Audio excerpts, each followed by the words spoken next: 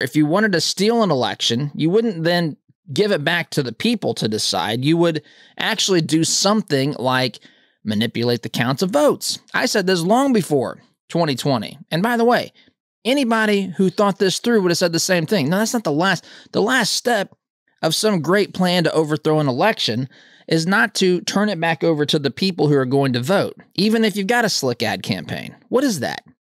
Doesn't make any sense.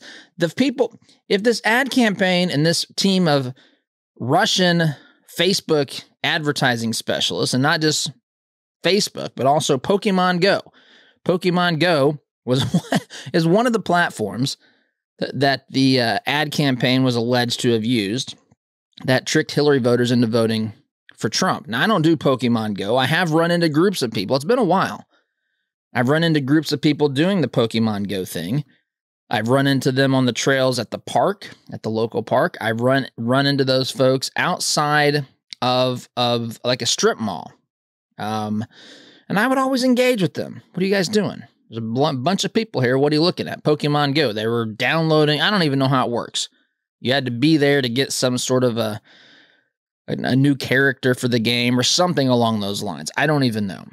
But the bottom line is we're supposed to believe that a Facebook ad campaign, a Pokemon Go ad campaign, a social media ad campaign that's run by Russians, by the way.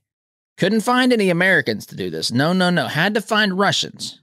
Based upon what the left talks about, how they talk about Donald Trump, you wouldn't think he would have to go across the ocean to find someone as nefarious to try to help him steal an election. You would think, based upon the way they talk about Trump, that he has a lot of these people in his family and his inner circle and his businesses. He should have been able to do this like that without going to Russia. But he went to Russia, they say, to come up with an ad campaign to trick people into voting for Trump who were planning to vote for Hillary. And then from that, the ad campaign was magical, my friends. It just blew the socks off of people. People saw those ads. They lost all ability to think for themselves. They went into the polling place and they just started hitting the button for Trump, checking the box for Trump. Whatever your state does, they started doing it. That's what they did. They had no control, no ability to think through their choices whatsoever. They just went in and started hitting the button for Trump. That's what we're supposed to believe.